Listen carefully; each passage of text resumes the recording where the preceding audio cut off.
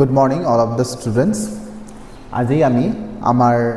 Nelson মান্ডেলাৰ পাঠৰ যেটো সিৰিজ চলি আছে সেই সিৰিজৰ চতুৰ্থ ভিডিওটো আমি আলোচনা কৰিবলৈ লাইছো যত নেকি আমি দ্যাট ডে এই ইয়াৰ পৰা আমি কন্টিনিউ কৰিম দে ইয়াত নেলসন মান্ডেলাই কি কৈছেনো আমি আগৰ ক্লাছত গম পাইছিলো যে এখন এনেকুৱা এখন চৰকাৰ আহি গল যিখন চৰকাৰে আগৰ চৰকাৰক ওভাৰটাৰ্ন কৰি দিলে হলাই দিলে আগতে যে কালাৰক প্ৰাধান্যতা দি পেনাই হোৱাইট সকলে ব্ল্যাক সকলক ডমিনেট কৰি আছিল এতিয়া কিন্তু অপোজিট হৈ গল এতিয়া এটা ব্ল্যাকে হে এটা ডমিনেট কৰিব কিন্তু ব্ল্যাকৰ যেটো চৰকাৰ হ'ব মানে নেলসন মান্ডেলাই যিখন চৰকাৰ গঠন কৰিছে সেই চৰকাৰখনত কোনো ধৰণৰ কালাৰৰ কোনো ডিফাৰেন্সিয়েট নাই কোনো ধৰণৰ ডিসক্ৰিমিনেশন নাই এটো সকলোৰ কাৰণে সমান অধিকাৰ থকা এখন চৰকাৰ আগবাঢ়িছো That day had come about through the unimaginable sacrifices of thousands of my people whose suffering and courage can never be counted or repaid. I felt that day, as I have on so many other days, that I was simply the sum of all those African patriots who had gone before me. That long and noble line ended and now began again with me. I was pained that I was not able to thank them, that they were not able to see what their sacrifices had wrought. Ita ki koise is it that day had come. That day had come. Ta mane ei dinakhon hei dinakhonor kotha dinakhon 10th May ei special din tu ami janu je etu hoise 10th May 1994 এটা এই দিনটো যেটো আহিছে that day had come এই দিনটো যেটো পালে that day had come যেটো দিন তেওঁলোকে পালে যেটো দিন তেওঁলোকৰ আহিলে সেই দিনটো অকল দিন হিচাপে নহয় হেইটো দিনে তেওঁলোকৰ কাৰণে যেটো স্যাক্ৰিফাইস কৰিছিল সেই স্যাক্ৰিফাইসৰ ফলত যেটো তেওঁলোকে স্বাধীনতা পালে সেই স্বাধীনতা আনিলে এই বস্তুটো যে পালে তাৰ কাৰণে তেখেতলোকে কি হেৰুৱালে কি ত্যাগ বলিদানৰ ফলত তেওঁলোকে এই দিনটো পালে সেই কথাটো কৈছে কিহৰ যোগেদি আহিলে থ্ৰু দা আনইমাজিনেবল স্যাক্ৰিফাইস যে এই দিনটো যে আহিছে কেনেকৈ আহিলে আনইমাজিনেবল স্যাক্ৰিফাইসৰ যোগেদি মানে স্যাক্রিফাইস হল বহুত স্যাক্রিফাইস হল ইমান স্যাক্রিফাইস হল ইমান ত্যাগ হল যে হেতু আনইমাজিনেবল দ্যাট মিন্স কল্পনা কৰিব নোৱাৰো তা মানে unimaginable sacrifices যেটো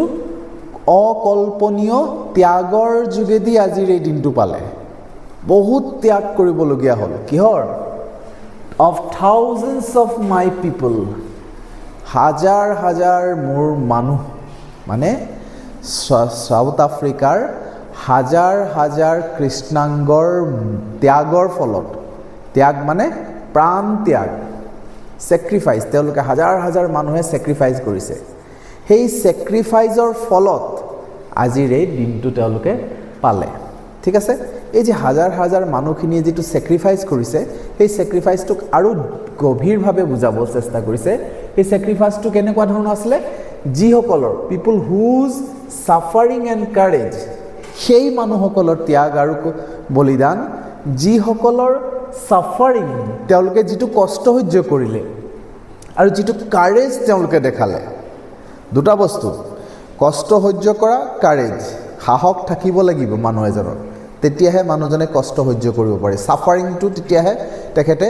লব পাৰিব তেতিয়াহে তেওঁলোকে ভিক্টৰি পাব জয় লাভ কৰিব সাহস যদি নাথাকে তেতিয়া হলে কোনো জয় লাভ কৰিব নোৱাৰে আমাৰ দেশৰ কনকলতাই সেই সাহস লৈ পেনাই গুলিবদ্ধ হৈ যোৱাৰ সত্ত্বেও হাতৰ পৰা তেওঁৰ জাতীয় পতাকা এৰি দিয়া নাছিলে বা বন্দে মাতৰম স্লোগান তেওঁ এৰি দিয়া নাছিলে সেই কাৰণে হিমান সাহস আছিল তেওঁ মানে গুলি চলিছে বুকুত গুলি খাইছে তথাপি তেখেতে হার মানি যোৱা নাই ইমান সাহস অদম্য সাহস বুলি কৈছে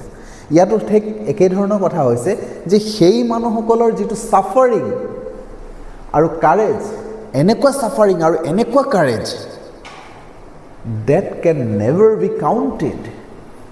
that can never be counted তাক আমি কাউন্ট কৰিব নোৱাৰো গণিব নোৱাৰো এনেকুৱা কাৰেজ, এনেকুৱা ছাফাৰেঞ্চ, তাক আমি কেতিয়াও গণিব নোৱাৰোঁ। সেইটো অগণনীয়, ইনফাইনাইট আৰু অৰ ৰিপিট, বা সেই যিটো ছাফাৰেঞ্চ তাক আমি পৰিশোধো কৰিব নোৱাৰোঁ। মানে কোনো বস্তু দি পেলাই সেই ছাফাৰেঞ্চটো আমি আকৌ তাক পৰিশোধ কৰিব নোৱাৰোঁ। যে সি কষ্ট পাইছে, ঠিক আছে, তাৰ কাৰণে আমি এটা কিবা টকা দি দিওঁ, কিবা ধন দি দিওঁ, সম্পদ দি দিওঁ, কিবা দি দিওঁ, কিবা তাক দেশৰ এটা পাৰ্ট দি দিওঁ, সেইবোৰ কৰিব নোৱাৰি। মানে কিয় নোৱাৰি? কাৰণ তেওঁলোকেতো মৰি গ'ল না। আচ্ছা, আই ফেল্ট, এতিয়া ইয়াত এটা অনুভৱৰ কথা কৈছে হা। নেলছন মেণ্ডেলাই এটা ফিলিং তেওঁৰ মনত আহে, এটা কিছুমান ফিলিং মানে অলপ মানে মানুহৰ মনৰ ভাৱ কিছুমান, যিখিনি ভাৱ নেকি অলপ মানে বেলেগ ধৰণৰ, যে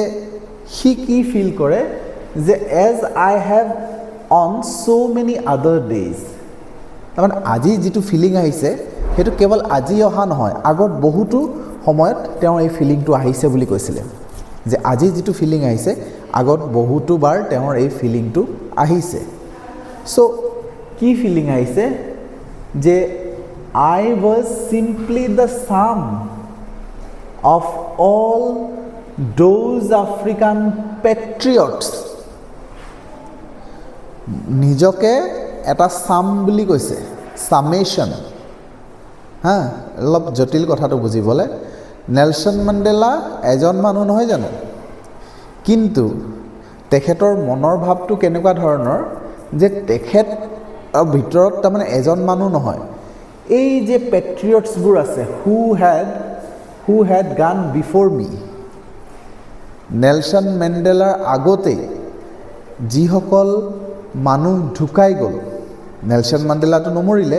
সংগ্ৰামত জয় হ'বলৈ বা স্বাধীনতা পাবলৈ তেওঁলোকে যে যুঁজি আছিলে, যুঁজি থাকোঁতে তেখেতে কি কৈছে, হাজাৰ হাজাৰ মানুহ মৰি গ'ল, হাজাৰ হাজাৰ মানুহৰ প্ৰাণ বলিদান দি দিলে, সেই বলিদানৰ যোগেদিহে আজিৰ এই স্বাধীনতাটো লাভ কৰিছে। চ' এই যিসকল মানুহ মৰি গ'ল সেই গোটেইখিনিৰ ছামেশ্যন নেলছন মেণ্ডেলা হয় বুলি সি ফিল কৰে। কথাটো বুজিছা নাই? ধৰা মই এটা বুজাবলৈ কাৰণে তোমালোক সহজ কৰিছোঁ, মৰি যোৱা XYZ হাজাৰটা মানুহ আছে যেনিবা, পিছফালে লাইন আছে, গোটেই হাজাৰটা একদম এক লগ হৈ নেলছন মেণ্ডেলাৰ ভিতৰত সোমাই যায়, এনেকুৱা নেলছন মেণ্ডেলাৰ ফিল হয়। তাৰমানে নেলছন মেণ্ডেলাই নিজক অকলশৰীয়া নিচিনা নাভাবে, নিজে এনেকৈ ভাবে মোৰ ভিতৰত যিসকল মৰি গৈছে গোটেই হাজাৰখিনি মানুহ, হাজাৰটা মানুহৰ যুগ্মভাৱে মই এটা মানুহ, মোৰ ভিতৰত তাৰমানে সেই মৰি যোৱা সেই হাজাৰটা মানুহৰ সমাহাৰ হৈ আছে। গতিকে সেই নিজকে সেই ছামেশ্যন বুলি ভাবে। এই কথাটো অকল সেইদিনাখন ফিল কৰিলে তেখেতে, যে মই অকলশৰীয়া নহয়, তাৰমানে মোৰ আগত যিখিনি মৰি গ'ল সেই গোটেইখিনি মানুহৰ ছামেশ্যন হয় মই। এই কথাটো সেইদিনাখন তেখেতৰ মনত ভাৱটো আহিছিলে। সেইটো ভাৱটো সেইদিনাখনে অহা বুলি নহয়, আগতো মাজে মাজে আহে বোলে কথাটো। নেলছন মেণ্ডেলাৰ মনত ভাৱ আহে যে মই অকলশৰীয়া নহয়, মই গোটেই হাজাৰ হাজাৰ মানুহ মৰি গ'ল, সেই গোটেইখিনি মানুহৰ ছামেশ্যন মই, গোটেইখিনি মানুহৰ সমাহাৰ নেলছন মেণ্ডেলা বুলি ফিল কৰে। আচ্ছা, এতিয়া এটা লাইনৰ কথাটোৱে কৈছে যে the line that long and noble line. এটা লাইন মানে আমি যিটো ধৰোঁ যে সেই হাজাৰজন মানুহৰ কথা যদি আমি ভাবোঁ, সেই হাজাৰজন মানুহৰ কথা লৈ পেলাই যেতিয়া দেখা যায় এটা লাইন সৃষ্টি হৈ আছে, ধৰা হা, যে নেলছন মেণ্ডেলা ইয়াত আছে আৰু তেখেতৰ পিছত এটা লাইন আছে, এইখিনি মানুহৰ লাইন দেই। এই লাইনটো লং এণ্ড নাবুল লাইন, তেখেতক কৈছে এই লাইনটো হৈছে লং এণ্ড নাবুল লাইন। আৰু সেই লং এণ্ড নাবুল লাইনটো কি হৈছে, that long and noble ended and began again with me. ইয়াৰ পৰা আকৌ নতুন ষ্টাৰ্ট, এণ্ড বিগিন। কথাটো বুজিছানে? এইখিনি মানুহ মৰি গ'ল, হাজাৰ হাজাৰ মানুহ মৰি মৰি মৰি গৈ আছে, এটা লাইন আছে ধৰা, মৰি মৰি গৈ গৈ গৈ গৈ গৈ এতিয়া নেলছন মেণ্ডেলা আহি পালে হা। নেলছন মেণ্ডেলাতে এই মৰাৰ লাইনটো শেষ হৈ গ'ল। যিসকল মানুহে দেশৰ কাৰণে মৰিছিলে সেই মৰা মানুহ আহি ইয়াত শেষ হৈ গ'ল। ইমানতে সামৰণি মাৰিলে এইখিনি গোটেই ডেথ এইখিনি হৈছে ডেথ ইয়াত নেলছন মেণ্ডেলাৰ লগতে এই লাইনটো শেষ হ'ল এতিয়া নতুন এটা লাইন আৰম্ভ হৈছে এতিয়া হৈছে স্বাধীনতা এতিয়া কোনো ধৰণৰ পৰাধীনতা নাই এটা নতুন লাইন আৰম্ভ এই যিটো লাইন আছে হাজাৰ হাজাৰ মানুহৰ এই লাইনটো আচলতে শেষ হৈ গ'ল মৰি গ'ল এতিয়া তেখেতৰ মনত এটা বেদনাৰ কথা কৈছে হা যে আই ৱাজ পেইনড হা নেক্সট তেওঁ কৈছে আই ৱাজ পেইনড মোৰ দুখ হয় মোৰ কষ্ট লাগে মোৰ বেয়া লাগে I was pained that I was not able to thank them এই যিসকল মানুহ মৰি গ'ল এই মৰি যোৱা মানুহক মই এটা ধন্যবাদ দিব নোৱাৰিলোঁ যিসকলে দেশৰ কাৰণে নিজৰ প্ৰাণ বলিদান দি দিলে সেইসকল মানুহক মই এটা ধন্যবাদ দিব নোৱাৰিলোঁ and they were not able to see আৰু তেওঁলোকে চাবও নোৱাৰিলে ধন্যবাদটো দিব নোৱাৰিলে তেওঁলোকে চাব নোৱাৰিলে হোৱাট দেয়াৰ ছেক্ৰিফাইচেছ হেজ ৰট তেওঁলোকৰ ছেক্ৰিফাইচৰ ফলত তেওঁলোকে কি পালে যে ত্যাগ যে কৰিলে তেখেতে প্ৰাণ ত্যাগ কৰি দিলে দেশৰ কাৰণে আৰু দেশৰ কাৰণে প্ৰাণ ত্যাগ কৰি দিয়াৰ কাৰণে আজি এই দিনটো পালে আজি স্বাধীনতা পালে কিন্তু সেইসকল মানুহে দেখিব নোৱাৰিলে আৰু তেওঁলোকক মই ধন্যবাদ দিব নোৱাৰিলোঁ সেইকাৰণে নেলছন মেণ্ডেলাৰ পেইন হয় দুখ লাগে কষ্ট লাগে এটা কুৱেশ্যন হ'ব পাৰে যে কিয় নেলছন মেণ্ডেলাৰ দুখ লাগে হোৱাই নেলছন মেণ্ডেলা ৱাজ পেইনড কিয় দুখ লাগে কাৰণ তেওঁ থেংক দিব নোৱাৰিলে ধন্যবাদ দিব নোৱাৰিলে বা সেই মৃতকসকলে চাব নোৱাৰিলে যে তেওঁলোকে ত্যাগ আৰু বলিদানৰ ফলে তেওঁলোকে কি পালে এতিয়া কৈছে যে নেক্সট পেৰাগ্ৰাফৰ আৰম্ভ কৰিছোঁ the policy of apartheid had created a deep and lasting wound in my country and my people যে এপাৰ্টেইডৰ যিটো পলিচি আছিলে যিটো নিয়ম আছিলে এপাৰ্টেইড সেই পলিচিয়ে কি কৰিলে ডিপ এণ্ড লাষ্টিং ওণ্ড কৰিলে এটা গভীৰ আৰু বহুত দিন থকা এটা আঘাত সৃষ্টি কৰিলে ডিপ এণ্ড লাষ্টিং এটা আঘাত সৃষ্টি কৰিলে কিহে আঘাত সৃষ্টি কৰিলে পলিচি অফ এপাৰ্টেইডৰ পলিচিয়ে যিটো আঘাত কৰিলে সেই আঘাতটো মানে গভীৰ আছিলে পটককৈ মানে ভাল হোৱা আঘাত নহয় আৰু বহুত লাষ্টিং হোৱা আঘাত মানে বহুত দিন থাকি যোৱা এটা আঘাত ক্ৰিয়েট কৰিছিলে ক'ত কৰিলে মোৰ দেশখনত আৰু মোৰ মানুহসকলৰ গাত মানে কৃষ্ণাংগসকলক কৰিছিলে পলিচি অফ এপাৰ্টেইডে এতিয়া কি হৈ আছে অল অফ আছ উইল স্পেণ্ড মেনি ইয়াৰ্ছ আমি যিসকল মানুহে আঘাত পোৱা মানুহখিনিয়ে বহুত বছৰ কাটি যাব কি কৰিব ইফ নট জেনেৰেশ্যনছ বহুত বছৰ যাবগৈ হা কিন্তু জেনেৰেশ্যন ৱাইজ নহয় কি কৰিবলৈ কাৰণে ৰিকভাৰিং ফ্ৰম ডেট প্ৰফাউণ্ড হাৰ্ট এই যে গভীৰ আঘাত যে দিলে পলিচি অফ এপাৰ্টেইডে যিটো আঘাত দিলে মোৰ মানুহখিনিক বা মোৰ দেশৰ মানুহখিনিক আৰু মোৰ দেশখনত যিটো আঘাত দিলে যিটো গভীৰ আঘাত দিছে সেই আঘাতটোৰ পৰা আঁতৰিবলৈ ভাল হ'বলৈ মানে আঘাতটো পাহৰি যাবলৈ কাৰণে বহুত বছৰ লাগি যাব বোলে মানে এনেকুৱা গভীৰ আঘাত পাইছে পলিচি অফ এপাৰ্টেইডৰ যোগেদি মানে বহুত অত্যাচাৰ সহ্য কৰিছে গতিকে ইমান অত্যাচাৰ সহ্য কৰি থকা মানুহবোৰে খুব সহজতে পাহৰি নাযায় কৈছে পাহৰিবলৈ বহুত বছৰ লাগি যাব এইটো বস্তু পাহৰিবলৈ সেইটো দুখ তেখেতে প্ৰকাশ কৰিছে কিন্তু আৰু দুখো প্ৰকাশ কৰিছে আৰু এইটো এটা সমালোচনাও কৰিছে তোমালোকে ইমান বেয়াকৈ মানে আমাক আঘাত দিছা এই আঘাতটো পাহৰিবলৈ আমাৰ বহুত বছৰ লাগিব কিন্তু এটা কথা ভাল ইয়াত কৈছে জেনেৰেশ্যন নালাগে মানে বহুত বছৰ লাগিব কিন্তু জেনেৰেশ্যন নালাগে জেনেৰেশ্যন মানে আমি কষ্ট পোৱা মানুহখিনিৰ পিছত যিখিনি মানুহ আহিব এতিয়া সৰু ল'ৰা ছোৱালী যিখিনি আছে সেইখিনিয়ে এইটো ফিল নকৰে এটা জেনেৰেশ্যন আমাৰ গোটেই জেনেৰেশ্যনটোৱে তাৰমানে এই ফিলটো কৰিব আঘাতটো আমাৰ ইয়াত এতিয়া মানে স্বাধীনতা সংগ্ৰামত লাগি থকা যিমান মানুহ আছে যিমানে ফিল কৰিছে গোটেইখিনিয়ে এই আঘাতটো তেওঁলোকৰ গোটেই লাইফত থাকি যাবগৈ কিন্তু পিছৰ জেনেৰেশ্যনটোৱে এই আঘাতটো নাপায় কাৰণ পিছৰ জেনেৰেশ্যনেতো তেওঁলোকেতো সেইটো বুজি নাপায় এপাৰ্টেইড ছিষ্টেমনো কি তেওঁলোকে পঢ়িহে পাব চ' তেওঁলোকৰ মনত সেই আঘাতটো নাপায় কিন্তু যিসকলে এতিয়াৰ জেনেৰেশ্যন গোটেই জেনেৰেশ্যনটো আচলতে হোল লাইফ লাগি যাব সেই কথাটো বুজাইছে এতিয়া লক্ষ্য কৰিবা যে ইয়াত এটা ভাল দিশ দেখুওৱা হৈছে হা এটা ইমান বেয়া এটা সমাজৰ মাজত এপাৰ্থেইডৰ সমাজত তাত যদি তোমাক কোৱা হয় এপাৰ্থেইড সমাজত পজিটিভ দিশ কি আছে কি হৈছিলে পজিটিভ ভাল কি কথা হৈছিলে সো ভাল কথা আমি বিচাৰি উলিয়াব নোৱাৰোঁ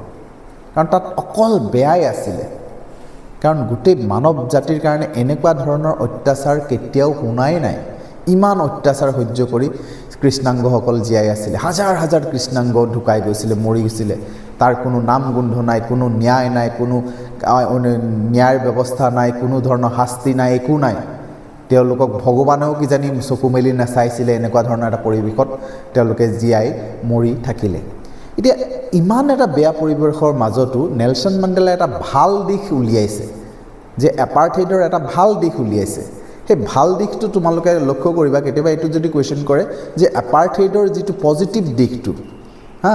বা যিটো এটা ভাল এটা ছাইডটো এছপেক্টটো এক্সপেক্টেড এটা ডিজায়াৰেবল এটা যিটো এছপেক্ট সেইটো কি আছিলে সো সেইটো কথা লক্ষ্য কৰিবা যে বাট দ্য ডেকেডছ অফ অপাৰেশ্যন এণ্ড ব্ৰিচুৱেলিটি এই যিটো সময় যিটো অপাৰেশ্যন গ'ল যিটো ব্ৰিচুৱেলিটি হ'ল ব্ৰিচুৱেলিটি মানে যিটো মানে কাছাই গাৰা যিটো কয় মানে ছাগলী কাটাৰ দৰে যিটো পৰিৱেশ হয় যিটো অত্যাচাৰ যিটো কয় সেইটো অত্যাচাৰক ব্ৰুচুৱেলিটি বুলি কয় সেইকাৰণে ব্ৰুচাৰ কাক কয় ব্ৰুচাৰ হৈছে ছাগলী কটা মানুহক ব্ৰুচাৰ বুলি কয় আৰু ব্ৰুচুৱেলিটি মানে কৈছে সেই তেনেকুৱা ধৰণৰ অত্যাচাৰ মানে খুব বেয়াভাৱে অত্যাচাৰ যিটো হয় সেই অত্যাচাৰ যিটো হ'ল আৰু যিটো সেইটো হৈছে একদম মানে ব্ৰুচুৱেলিটি আৰু এটা অত্যাচাৰ এই ব্ৰুচুৱেলিটি আৰু অত্যাচাৰ মানে হত্যা আৰু অত্যাচাৰৰ মাজত had another unintended effect এটা নভবা নেমেলাকে মানে কোনো ধৰণৰ মানে কোনো ভবা নাছিলে তেনেকুৱা এটা ইফেক্ট এটা পৰিণাম এটা হৈছিলে সেইটো কি সেই পৰিণামটো হৈছে ভাল দিশটো তাৰমানে কি হৈছে that it was produced তাৰ পৰা প্ৰডাকশ্যন হ'ল জন্ম হ'ল কাৰ জন্ম হ'ল produce Walter Sisulus Chief Luthulis Yusuf Dadoos Bram Fischers Robert Sobukwes এনেকুৱা ধৰণৰ মানুহৰ প্ৰডিউচ হ'ল এতিয়া কথাটো হৈ যায় এইখিনি মানুহ আকৌ প্ৰডিউচ হোৱাটো কি কথা আছে হা সেইখিনি মানুহ প্ৰডিউচ হোৱা মানে উৎপন্ন হৈছিলে মানুহখিনিতো থাকিছিলেই ইয়াত উৎপন্ন হোৱা কথাটো কেলৈ ক'লে মানে এই যে ইমান কষ্ট নৰবলীৰ নিচিনা এটা অৱস্থা আৰু ইমান অত্যাচাৰৰ মাজত এটা ভাল দিশ এটা আছিলে সেইটো হৈছে এই সময়টোৱে সেই আমাৰ খুব বেয়া লগা সময়টোৱে সেই দুৰ্যোগ্য সময়টোৱে আমাৰ মাজত এইসকল মানুহৰ জন্ম দিছিলে এইসকলৰ মানুহৰ জন্ম হ'ল তাৰমানে কি হ'ল ইয়াত চাবা ইয়াত আমাৰ প্ৰত্যেকটো নামৰ আগতে এটা ডেফিনেট আৰ্টিকল দা ইউজ কৰা হৈছে হা দা ইউজ কৰা হৈছে তাৰমানে মানুহৰ আগত মানুহ হৈছে এটা নাউন হা নাউনৰ আগত এটা ডেফিনেট আৰ্টিকল ব্যৱহাৰ কৰিছে কিন্তু য'ত নেকি সাধাৰণতে এইটো নহয় আমাৰ আৰ্টিকলৰ নিয়মসমূহ ভিতৰত যদি আমি চালি জাৰি চাওঁ তেতিয়াহ'লে আমি গম পাম যে মানুহৰ নামৰ আগত দাটো সাধাৰণতে নবহে কিন্তু ইয়াত সেই কথা কোৱা নাই আমাৰ ইয়াত চাবা ইয়াত নামবোৰ এনেকৈ দিছে অলিভাৰ টম্বলছ ৱাল্টাৰ চিচুলাছ চিফ লিটুলি এনেকৈ দিছে কিন্তু ইয়াততো দা দিয়া নাই কাৰণ এইখিনি হৈছে মানুহখিনিৰ নাম but here it is not only a name the Walter Sisulus এইটো অকল নাম নহয় চিফ লিটুলিয়াছ এইটো অকল নাম নহয় দ্য চিফ লিটুলিয়াছ অকল নাম নহয় এইটো হৈছে কোৱালিটি হা এক্সেক্টিভ কৰিছে নামটোক এক্সেক্টিভ কৰিছে নামক এক্সেক্টিভ কৰা হয় কেতিয়াবা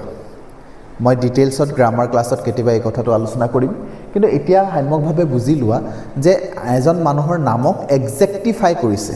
এক্সেক্টিফাই কৰা মানে হৈছে মানুহজনৰ গুণটো প্ৰকাশ কৰিছে। এটা উদাহৰণ দি বুজালে তোমালোকে ভালকৈ বুজি পাবা যে ধৰি লোৱা আমাৰ গাঁৱত বা আমাৰ বন্ধুসকলৰ মাজত এজন ল'ৰা আছে যিজনে ভাল ক্ৰিকেট খেলে। তেখেতৰ নাম ধৰা ক্ৰিকেট খেলৰ নাম দেখত অনিল। অনিলে ভাল ক্ৰিকেট খেলে হা। এতিয়া কি হ'লগৈ, অনিলে ইমান ধুনীয়া ক্ৰিকেট খেলে যে যিসকল আমাৰ বন্ধু আছে সকলোৱে অনিলক অনিল বুলি নামাতে, তাক কি বুলি মাতে? শচীন তেণ্ডুলকাৰ বুলি মাতে। আমাৰ স্কুলৰ শচীন তেণ্ডুলকাৰ কোনো বুলি সুধিলে সকলোৱে ক'ব অনিল। এতিয়া অনিলক শচীন তেণ্ডুলকাৰ বুলি মতাৰ কি কাৰণ আছে? অনিলটো শচীন তেণ্ডুলকাৰ নহয়, কিন্তু কি হৈছে এই শচীন তেণ্ডুলকাৰ নামটো এটা গুণলৈ ৰূপান্তৰ হৈ গ'ল।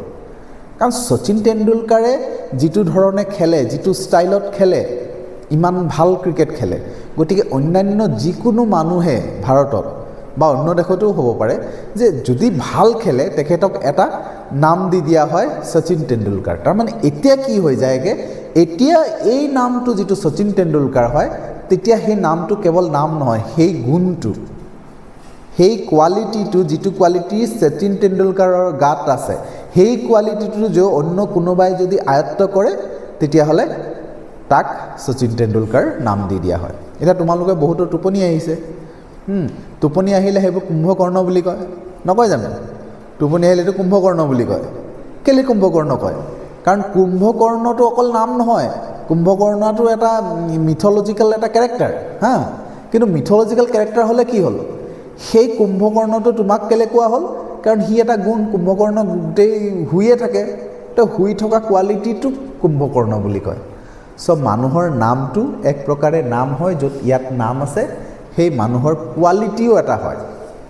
নামটোৱে কোৱালিটিও বুজায়। চব মানুহৰ নুবুজাব পাৰে, কিন্তু কিছু কিছু মানুহৰ নাম আছে যিখিনি এনেকুৱা নাম যিটো নামে মানুহজনৰ কোৱালিটিটো বুজায়, সি কেনেকুৱা ধৰণৰ মানুহ সেইটো বুজায়। শচীন তেণ্ডুলকাৰ বুলি ক'লে সি ভাল খেলুৱৈ আমি জানো, গতিকে যিকোনো ভাল খেলুৱৈক আমি শচীন তেণ্ডুলকাৰ নাম দি দিওঁ, সেইকাৰণে ইয়াত কৈছে। কাৰণ এইসকল মানুহ কি হৈছে, এইসকল মানুহ হৈছে এক্সট্ৰা অৰ্ডিনেৰী হা। এইসকল মানুহ হৈছে এক্সট্ৰা অৰ্ডিনেৰী কাৰেজ আৰু ছেক্ৰিফাইচৰ উদাহৰণ। সেইকাৰণে এই মানুহখিনিৰ নাম মোৰ আগত এই নাউনবোৰ দি দিছে, এই এডজেক্টিভবোৰ লগাই দিছে, মানে এডজেক্টিভ বনাই দিছে। এইখিনিক কোৱালিটি হিচাপে ইয়াত প্ৰকাশ কৰিছে। তোমাক যদি সোধে কিয় কৰিবলৈ, কাৰণ ইয়াত তেওঁলোকৰ নামটো স্পেচিফাই কৰা নাই, তেওঁলোকৰ কোৱালিটিটো স্পেচিফাই কৰিছে। সেই যে মানুহসকল অদম্য সাহসৰ এক্সাম্পল আছিলে, বহুত সাহসী আছিলে, বহুত ছেক্ৰিফাইচ কৰিব পাৰিছিলে, তেনেকুৱা মানুহ আছিলে। গতিকে সেই তেনেকুৱা মানুহ বুজাবৰ কাৰণে ইয়াত আমাৰ ইয়াত এডজেক্টিভটো ব্যৱহাৰ কৰিছে। আশা কৰিছোঁ তোমালোকে কনচেপ্টটো বুজি পাইছা। এতিয়া হৈছে এইখিনি মানুহৰ কথা কৈছে, men of such extraordinary courage and wisdom. এইখিনি মানুহৰ যিটো কোৱালিটি আছিলে, সেইখিনি কোৱালিটি কি কি, দা কেলৈ ব্যৱহাৰ কৰিছে, তাত কি কি কোৱালিটিৰ কথা কৈছে? তাত কোৱালিটিৰ কথা কৈছে, এক নম্বৰ হৈছে কাৰেজ, এক্সট্ৰা অৰ্ডিনেৰী দেই।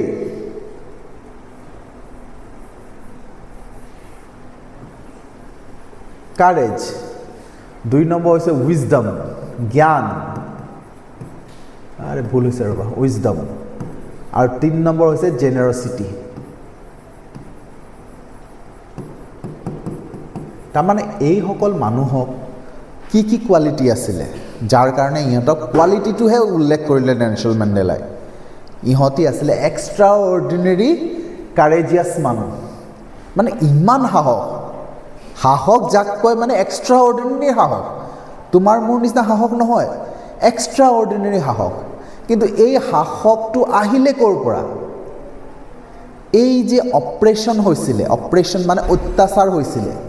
তেওঁলোকক ইমান বেছি অত্যাচাৰ কৰা হ'ল, ইমান বেছি অত্যাচাৰ কৰা হ'ল যে এই অত্যাচাৰ সহ্য কৰি কৰি তেওঁলোকে ইমান সাহসীয়াল হৈ পৰিলে। আচলতে সাহসীয়াল বনিলে তেওঁলোক, কেনেকৈ বনিলে? এই এপাৰ্থেইড ছিষ্টেমটো থকাৰ কাৰণে তেওঁলোক সেই সাহসীয়াল হ'ল। আজি যদি সেই সাহসটো, সেই অত্যাচাৰটো, সেই এপাৰ্থেইড ছিষ্টেমটো যদি দেশখনত নাথাকিলেহেঁতেন, অলিভাৰ টাম্বুজ আৰু ৱাল্টাৰ চিচুলাছ তেনেকুৱা ধৰণৰ মানুহ জন্মই নহ'লেহেঁতেন। হ'লেহেঁতেন, থাকিলেহেঁতেন, কিন্তু জন্ম হৈ মৰি গ'লেহেঁতেন। কিন্তু তেওঁলোকৰ ভিতৰত যে ইমান সাহস আছে তেওঁলোকে গম নাপালেহেঁতেন। কথাটো বুজিছানে? তেনেকুৱা ধৰণৰ এটা পৰিৱেশ আহি পাব লাগিব। এতিয়া আমাৰ মাজতে আমাৰ ল'ৰা ছোৱালীৰ মাজত কাৰ কিমান সাহস আছে আমি ক'ব নোৱাৰোঁ হা এতিয়া কি হয়গৈ আমি যদি পৰিৱেশ এটা পাই যাওঁ ইয়াত যদি আমাৰ ভয়ানক কিবা এটা মানে জন্তু এটা ওলাই যায় হা এটা ভয়ানক জন্তু ঘপকৈ গম পালোঁ যে ইয়াত জন্তু এটা ওলালে বহুত ল'ৰা ছোৱালী ভয়তে বেহুচ হৈ যাব কিন্তু এনেকুৱা কিছুমান ল'ৰা ছোৱালী ওলাব যিটো ল'ৰা ছোৱালীয়ে একদম সাংঘাতিক সাহস দেখাই পেলাই বুদ্ধি দেখুৱাই পেলাই সেই মানে জন্তুটোক সি বাহিৰ উলিয়াই পেলাই সি ৰুমটো এৰিব গতিকে তেতিয়া গম পাম মাৰি এইটো ল'ৰাটো বহুত ভয়কাৰী থকা ল'ৰা আছিলে সিটো সকলো সৰু সৰু কথাতে ভয় খায় কিন্তু আজি দেখোন ইমান সাহস দেখাই দিলে সি তাক সোধা হয়তো ইমান সাহসী নে সি ক'ব যে না ময়ো ক'ব নোৱাৰোঁ মোৰ মাজত কেনেকৈ সাহসটো আহি গ'ল চ' এইটো হৈছে মানুহৰ মাজত লুকাই থকা সুপ্ত প্ৰতিভা যদি পৰিস্থিতি আহে তেতিয়া কোনে কেনেকৈ ৰিয়েক্ট কৰিব কোনেও নাজানে চ' এইখিনি মানুহৰ কথা যে ক'লে এইখিনি মানুহ এই কাৰণে আজি মানে নাম ল'বলগীয়া হৈ গ'ল কাৰণ তেওঁলোকৰ ইমান সাহস দেখাইছিলে ইমান কষ্ট সহ্য কৰি ইমান সাহস দেখাইছিলে সেইখিনি মানুহে মানে ভাবিব নোৱাৰোঁ কল্পনা কৰিব আনইমাজিনেবল ছেক্ৰিফাইচ তেওঁলোকে কৰিছিলে গতিকে এই যিটো ছেক্ৰিফাইচ কৰিছে এইটো ছেক্ৰিফাইচ কেলৈ কৰিলে কাৰণ তাত এপাৰ্টেড ছিষ্টেমটো চলিছিলে অত্যাচাৰ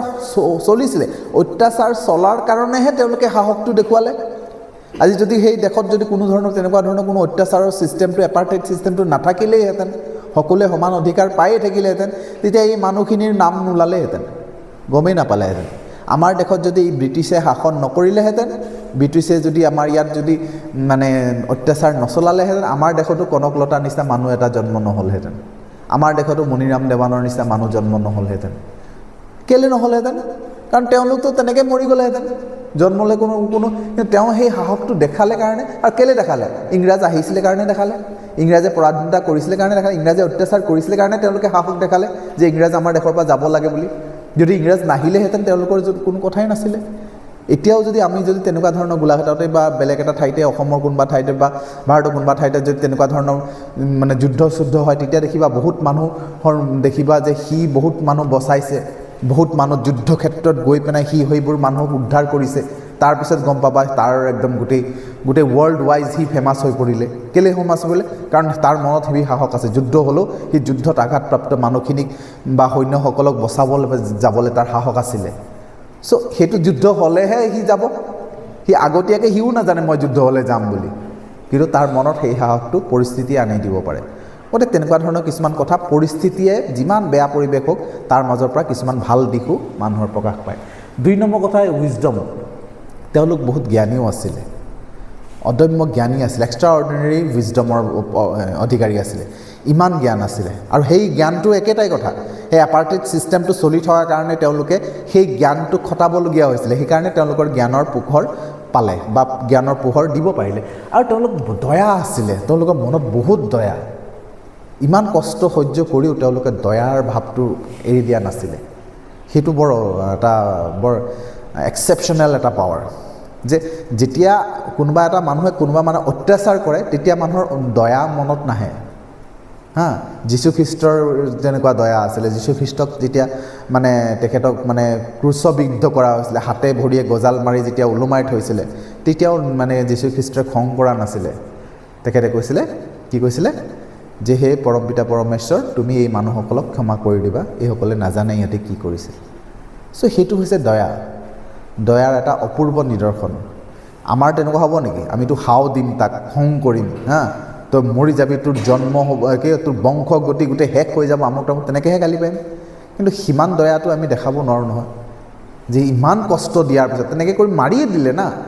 তেনেকুৱা অৱস্থাটো তেখেতে যিটো মৃত্যু যন্ত্ৰণা পালে সেই যন্ত্ৰণাটো তেওঁ ক'লে কি এইসকলক ক্ষমা কৰি দিয়ে গতিকে সেইটো হৈছে জেনেৰচিটি দয়া চ' তেনেকুৱা ধৰণৰ মানুহ আছিলে এতিয়া সেইটোকে কৈছে that there may never be known again এইটো ইমান যে দয়াৰ ইমান জ্ঞানৰ ইমান সাহসৰ অধিকাৰী আছিলে যে এনেকুৱা আৰু কেতিয়াও হয়তো পোৱা নাযাব perhaps it requires such depth of oppression সেই কথাটো কৈছে সম্ভৱতঃ এনেকুৱা খুব বেছি গভীৰ অত্যাচাৰ লাগে two create ছাচ height of character মানুহৰ চৰিত্ৰটো ইমান ওপৰলৈ যাবলৈ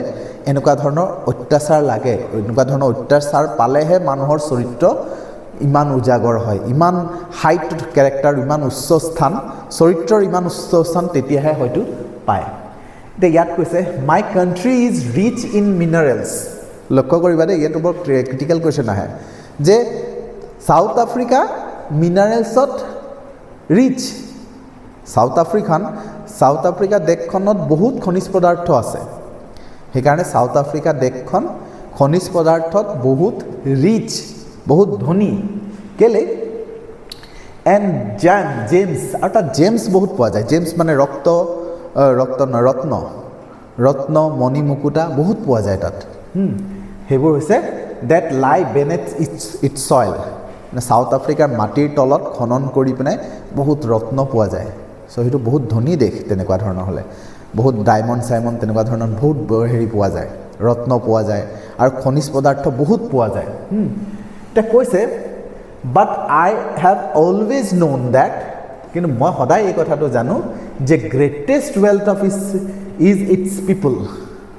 যে মোৰ দেশৰ আটাইতকৈ বেছি মূল্যৱান সম্পদটো হৈছে দেশৰ মানুহসকল। তাৰমানে সেই মানুহসকলকে আটাইতকৈ বেছি মূল্যৱান বুলি কৈছে, যিটো নেকি ফাইনাৰ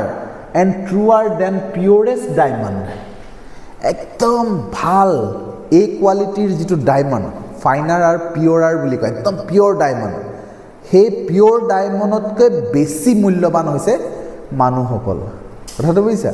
আমাৰ কি হয়, কুৱেশ্যনটো এনেকুৱা ক্ৰিটিকেল লগাই দিয়ে, আমি এই ডায়মণ্ডকে আটাইতকৈ হেৰি কৈ দিওঁ, মূল্যৱান বুলি কৈ দিওঁ। নেলছন মেণ্ডেলাৰ মতে,